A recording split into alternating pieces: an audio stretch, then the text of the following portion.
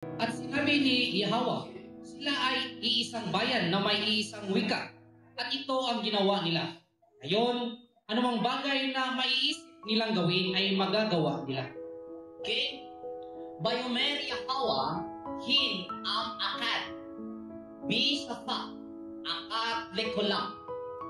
Bize hakulam le ashot bi ata lo bicher bacher mahim kol asher yatsmo la ashot. Tagalog. At sinabi ni Yahweh, sila ay isang bayan at may isang wika para sa kanilang lahat. At ito ang pinakarap niyang gawin. At ngayon ay hindi niya sila pipigilan sa paggawa ng anumang nais nilang gawin. Okay. Basahin mo ulit bro sa Bibi ang verse 6. Bibi.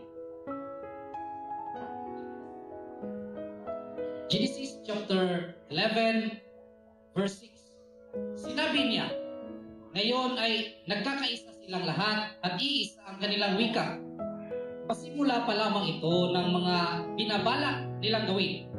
Hindi magtatagal